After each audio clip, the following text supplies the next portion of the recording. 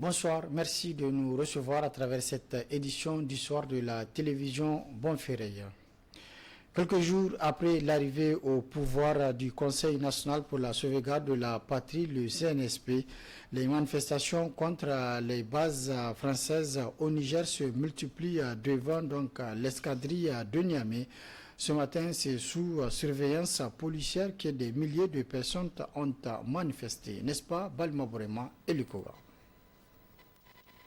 Rond-point Escadrille, jadis craint pour la présence militaire et des panneaux qui refusent tout stationnement ou arrêt, est devenu, depuis l'arrivée des militaires au pouvoir, la place des revendications des milliers de Nigériens qui viennent de nuit comme de jour pour réclamer le départ des militaires français du Niger.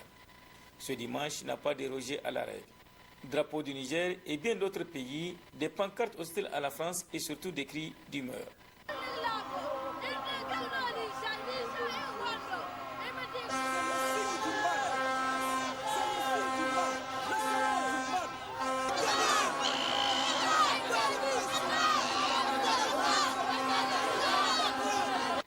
Pour la plupart des manifestants, les contingents français sont obligés de quitter suite à la dénonciation des accords de défense par le Conseil national pour la sauvegarde de la patrie, CNSP. Les bases militaires françaises sont de l'obligation de partir. Pourquoi? Parce que ce n'est pas leur territoire. Et d'ailleurs, j'étais à vous dire, leur présence ici n'émane pas de la volonté véritablement du peuple. C'est parce qu'à l'époque, lorsqu'ils étaient là, c'était un gouvernement qui est là, qui véritablement n'écoute pas les inspirations du peuple. C'est pourquoi ces bases-là sont là. Sinon, ce que vous voyez derrière moi ici, c'est un grand cri de cœur, c'est un signal très très fort du ras-le-bol que le peuple nigérien en a. On avait eu une convention pour les amener ici. C'est cette même convention qui va les faire repartir. Et toutes les conventions ont été dénoncées déjà par le CNSP. J'ai dit chaque fois, le CNSP avait fermé la base et l'espace aérien. Personne n'a surveillé ça, tout le monde a respecté ça. Ils ont fermé aussi les frontières, quelques frontières, des pays limitrophes. Les gens ont respecté ça. Mais pourquoi on va dire l'ambassadeur de quitter et il ne va pas quitter?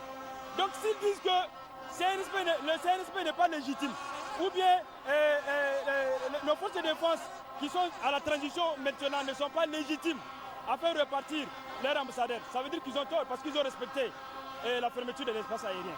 C'est eux qui l'ont fermé, c'est eux qui ont demandé à l'ambassadeur de partir. Cette manifestation de ce dimanche intervient au dernier jour de l'ultimatum donné par le ministère nigérien des Affaires étrangères à l'ambassadeur de France au Niger pour quitter Niamey. Elle intervient également après la manifestation organisée hier par la société civile pour marquer l'anniversaire du premier mois de l'avènement du CNSP. Un mois après l'arrivée de l'armée nigérienne au pouvoir, qu'en est-il de la situation sécuritaire dans notre pays? L'une des principales raisons qui l'ont conduite à prendre le pouvoir le 26 juillet dernier. Pour Amadou Haruna Moïga, président du comité Tilaberi, il a donc donné une analyse par rapport à cette situation dans cette interview réalisée par Sidoukou Haruna. Le mercredi 26 juillet 2023, les forces de défense et de sécurité regroupées au sein du Conseil national pour la sauvegarde de la patrie, CNSP, ont mis fin au régime de la 7e République. La dégradation de la question sécuritaire et sa mauvaise gestion par les autorités déchues, c'est l'une des raisons de la prise du pouvoir par l'armée nigérienne. Un motif clairement souligné par le nouveau chef de l'État et largement acclamé par l'opinion nationale et même internationale. Mais quelle a été alors la riposte en termes de réponse et pour quel résultat? Au bout d'un mois de gestion de l'État, pour Amadou Haruna Maïga, le président du comité Tilaberi, un mois pour apprécier les actions, c'était un délai relativement court pour apprécier. Cependant, il y voit de l'espoir et pour cause. Il faut dire qu'il est trop tôt. Il est trop tôt pour apprécier parce qu'un an et un mois plutôt, un mois ne permet pas d'apprécier. Depuis que le CNSP a pris le pouvoir, il y a eu beaucoup d'attaques. Il y a eu beaucoup d'attaques comme si le gouvernement déchu avait une certaine emprise sur les bandits Parce qu'aussitôt ils sont partis, c'est des attaques de tous côtés. On peut résumer en disant que soit c'est les dernières attaques qu'ils sont en train de faire parce qu'ils savent que la situation a changé. Donc il faut moissonner au maximum parce que c'est surtout les animaux qu'ils prennent. Véritablement, il y a l'espoir. L'espoir est permis. Déjà, la première sortie du général Tchani, les raisons qui ont motivé le changement de régime, en tout cas nous en tant que comité de Tillabéri, ça nous satisfait à plus d'un titre. Le comité Tillabéri pour un retour de la sécurité dans ces zones particulièrement meurtries par le terrorisme se félicite déjà des résultats obtenus en un mois d'efforts pour traiter le problème terroriste et exhorte le CNSP à aller encore plus loin dans sa volonté de mettre fin à l'insécurité. Ce que nous avons toujours souhaité, c'est ce qui se passe aujourd'hui, c'est-à-dire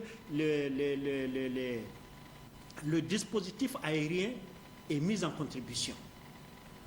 Avant, c'est seulement la poursuite avec des FDS dans les véhicules. Et un véhicule ne peut pas passer là où une moto passe. Mais aujourd'hui, il y a les vecteurs aériens. Et c'est ce qui permet, en tout cas ces derniers jours-là, en tout cas d'engranger, en tout cas des résultats satisfaisants.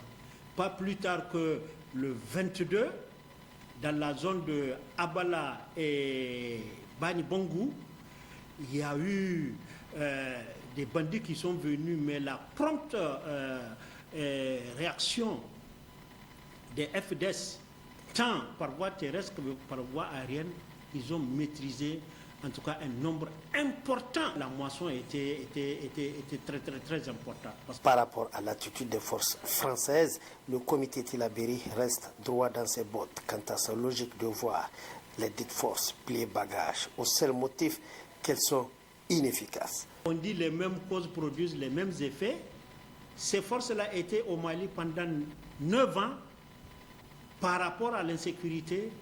Au lieu de combattre l'insécurité, ça n'a fait que gagner du temps. Ça a gagné du terrain. Donc on les a chassés, le Niger les a accueillis. Donc nous pensons qu'ils sont venus au Niger, ce n'est pas pour nous aider à combattre et donc les djihadistes, les terroristes ou les bandits. Et c'est pour ça que, en tout cas, nous avons toujours demandé le départ des forces françaises. Et je voudrais ici que ça soit clair, nous l'avons toujours dit, beaucoup de Nigériens l'ont dit, ce n'est pas la France, on n'est pas contre la France, mais la politique française en Afrique et au Niger en particulier, parce que c'est le cas du Niger que nous sommes en train de parler. C'est la politique française au Niger qui ne nous plaît pas. Pour le président du comité Tillabéri, les forces françaises font désormais partie du problème et non de la solution. Et qu'à ce titre, il n'y a plus rien qui justifie leur présence au Niger, surtout que c'est contre la volonté du pouvoir en place et contre la volonté populaire. Au-delà de la question sécuritaire, Amadou Harouna Maïga s'est dit prêt à collaborer, lui et son comité, à l'avènement d'un Niger nouveau, débarrassé de toutes ces pesanteurs nuisibles ayant favorisé sa dégringolade dans tous les domaines prioritaires. Dans une déclaration rendue publique hier, les maires et les présidents des conseils régionaux ont apporté leur soutien au CNSP. En retour, le Premier ministre Ali Mohamed Lamine Zen les a invités à accompagner la transition dans ces périodes difficiles. N'est-ce pas, Balma Bourema? Les maires et les présidents des conseils régionaux, seuls rescapés de la dissolution de la Constitution de la 7e République, sont invités à collaborer avec les nouvelles autorités afin de lutter efficacement contre le terrorisme et le banditisme armé. C'est ce qui ressort de la rencontre entre les élus et le Premier ministre Ali Mohamed Lamine Zen. Dans son mot à leur endroit, il est revenu sur leur place dans la gestion de la cité. Je vous proposerai de continuer à faire ce travail que vous faites auprès de la base en sensibilisant davantage nos populations pour ne pas perdre ce fil qui est celui de maintenir la cohésion nationale, de faire en sorte que l'ennemi que nous avons, qui est le terrorisme, soit vaincu. C'est avec une entente et une unité renforcée que cela se fera. Au cours de cette rencontre, Ali Mohamed Lamine Zen a aussi rappelé les sanctions et les menaces d'une attaque de la CEDEAO qu'il juge injustifiée. C'est pourquoi il a appelé les édiles à plus de patriotisme. Le moment est venu, il se révèle. Dans le respect de l'autre, notre démarche ne vise pas à exclure X ou Y. Notre démarche consiste à nous faire respecter. Et je sais que je peux compter sur vous parce que vous êtes des élus, parce que vous venez du Niger profond, parce que vous avez démontré par le passé que tout peut se faire dans l'intérêt de ce peuple. Les maires et les présidents des conseils régionaux ont dans une déclaration apporté leur soutien au Conseil national pour la sauvegarde de la patrie CNSP. Cette rencontre a vu aussi la participation de plus de 200 maires en exercice. Autre aspect de cette édition, la population du quartier Collège Mariama, regroupée au sein d'un comité de soutien, a organisé ce matin une marche pacifique de soutien au CNSP. Le comité exige également le départ pur et simple des forces françaises au Niger. D'autres précisions dans ce compte rendu. Les populations du quartier Collège Mariama et alentour ont bâti le pavé du rond-point École Canada à l'axe menant pour le Poudrière. Le rond-point a lieu du meeting pour témoigner leur soutien au CNSP et à son gouvernement pour la libération du Niger et condamne par la même occasion les sanctions de la CEDEAO. Se félicite de la prise du pouvoir par le CNSP qui est en réalité un don de Dieu. Condamne sans réserve les sanctions prises par la CEDEAO et l'UMOA à l'encontre de notre pays. Se réjouit du soutien du pays, des pays amis du Niger, notamment le Mali, le Burkina Faso, la Guinée, l'Algérie, la Mauritanie et au-delà les peuples de la CEDEAO. Le comité de soutien salue par ailleurs les décisions du CNSP dans leur ensemble. Demande le départ immédiat des troupes françaises de notre pays. Encourage le CNSP à entretenir des bonnes relations avec les pays amis cités plus haut et à étendre nos rapports de partenariat avec la Russie. Félicite le CNSP et son gouvernement d'avoir ordonné à l'ambassadeur de la France de quitter le Niger en ce jour dimanche août 2023 à 18h. Le comité de soutien du quartier Collège Mariama au CNSP, tout en demandant à la population à plus d'union et d'engagement pour la défense de la patrie, a par ailleurs souhaité aux autorités de la ville de Niamey la réhabilitation des routes de Niamey, principalement celle du quartier Collège Mariama, dont une partie des travaux déjà en cours.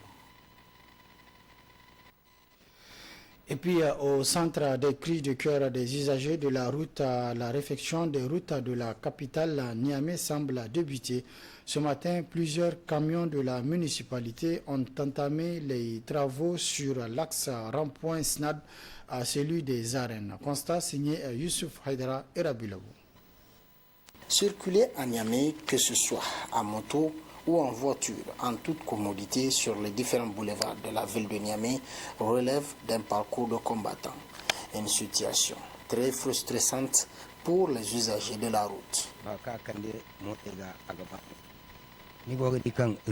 La dégradation des routes nous complique énormément les va et les viens. Souvent, nous changeons toutes les pièces touchées.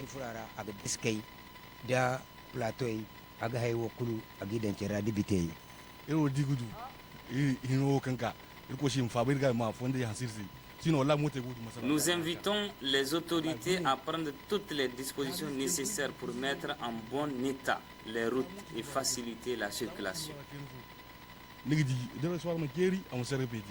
L'aération des routes, vous n'êtes pas sans savoir que les routes là, ça existait plus de 30 ans ou 40 ans. Ils ont été réhabilités juste en 2005 grâce au jeu de la francophonie. Il y a des quartiers comme Dar es Salaam et Collège Mariama, la route est impraticable. Nous demandons aux autorités de nous arranger les voies. Ces cris de cœur envers la ville de Niamey semblent avoir porté ses fruits. Tout En cette matinée de dimanche, des camions et des agents de la municipalité ont entamé des travaux de réfection de la chaussée du tronçon rond-point SNAD, arène de lutte. Pour un début, ces travaux de réfection se font à base de la latérite. Seulement, la question que se posent les usagers de la route, jusqu'à quand tiendra-t-elle cette option? Le compactage avec la latérite va-t-il être suivi par le bitumage? Pour en savoir plus, les jours à venir, nous édifierons. Place à présent à la rediffusion de votre rubrique La Haine des journaux. C'est avec Moustapha Abdrahman Zangoma et Aminata Yaya Maïga. Très bonne réception. Au revoir.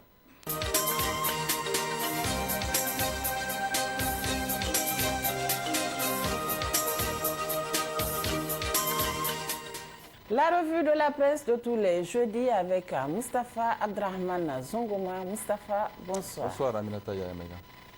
Le coup d'État militaire au Niger et ses implications dominent les titres des journaux cette semaine. Effectivement, Aminata, avec l'hebdomadaire nigérien d'information générale, l'actualité qui a publié l'intégralité du message à la nation du président du Conseil national pour la sauvegarde de la patrie, CNSP, le général de brigade Abdourahmane Tchani, en soulignant à sa une 3 ans de transition, c'est raisonnable. Résumant les grands axes du discours, le confrère écrit que le président du CNSP s'est également penché sur la feuille de route de la transition à travers la convocation très prochaine d'un dialogue national qui regroupera les différentes couches sociales du pays. Ces discussions qui se veulent franches et sincères sur la vie de la nation dureront 30 jours et des instructions fermes ont été données au gouvernement pour leur réussite. Le CNSP adhère pleinement au principe du libre choix des gouvernants par les peuples, mais pour que le peuple puisse choisir ses dirigeants, il faut un système transparent dans lequel les opposants ne sont pas emprisonnés ou exilés. L'intervention militaire programmée par la CEDEAO et la France, le Niger et son peuple pour rétablir Bazoum Mohamed dans ses fonctions fait également partie intégrante de ce message à la nation.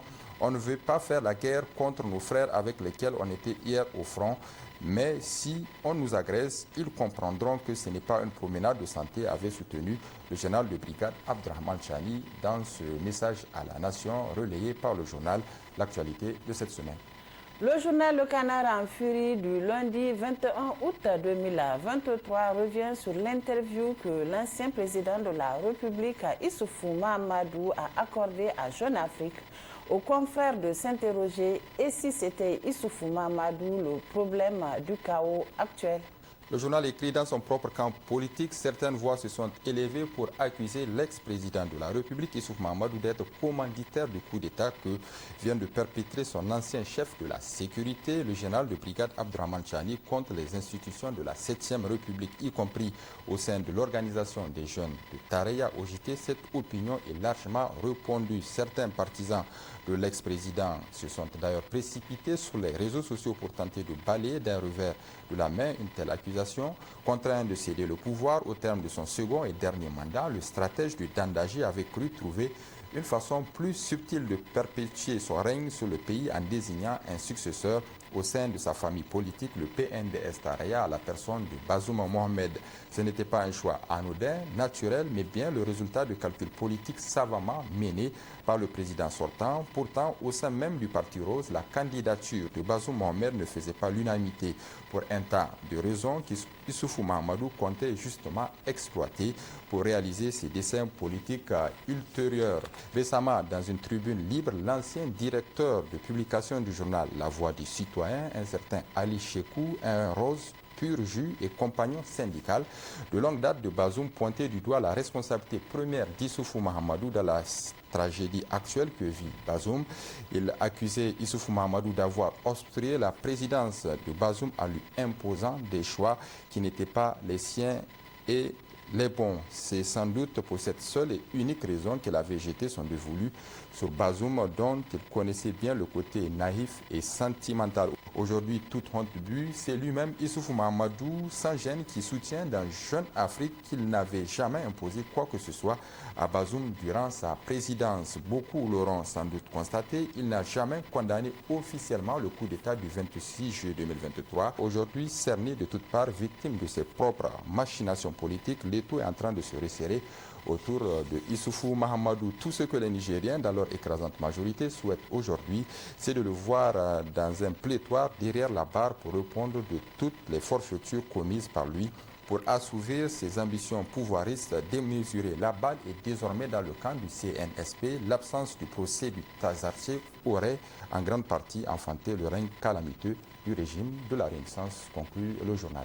Le projet d'agression du Niger par la France par l'entremise de la CEDEAO fait la une du journal Le Monde d'aujourd'hui de cette semaine.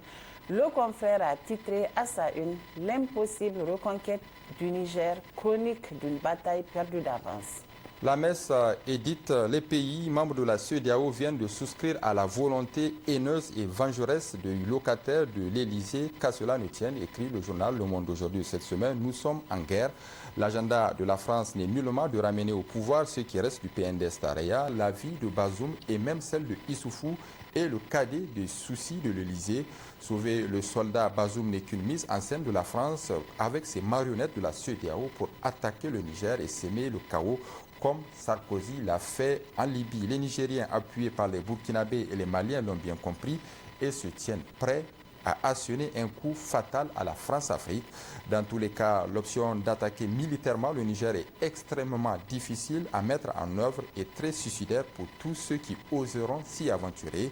Aucune armée de l'espace CEDEAO ne saurait tenir longtemps face à la force de frappe, la détermination, l'expérience et le courage des forces armées nigériennes. Le CNSP a la grande satisfaction. Les Nigériens viennent de rompre les accords de coopération militaire qui nous lient avec la France néocoloniale. Il reste à présent, comme le réclament d'ailleurs beaucoup d'activistes nigériens, la rupture des accords de coopération sur les ressources extractives du Niger et les accords de coopération monétaire afin de créer une nouvelle monnaie avec les pays de l'Ouest francophone, anglophone et lusophone qui se seraient débarrassés de la tutelle néocolonialiste et impérialiste française. Nous osons espérer que d'ici la fin de la transition socio-politico-économique en cours, notre pays aura parachever la rupture de tous ces liens organiques avec la France et qui ont bloqué des décennies durant l'amorce d'un décollage économique du Niger et des autres pays francophones d'Afrique, estime le journal. Autant le PNDS-Taraya qui bat déjà de l'aile est voué à une mort certaine. La France-Afrique et la CEDEAO vivent leurs derniers jours en terre africaine du Niger. Et puis Aminata, avant de nous quitter, cet autre titre qui parle également de la situation qui prévaut dans notre pays, c'est le titre du journal Mouria, La Voix du Niger, numéro 411 du 18 août 2023. Le journal a titré « 3 actions principales préoccupations intéressent les Nigériens pour réussir la transition politique ». Moustapha Zongoma, merci. Merci Aminata Yayamega. Merci également à vous de nous avoir suivis. Restez en notre compagnie. Nos programmes se poursuivent sur Bonferré Télévision.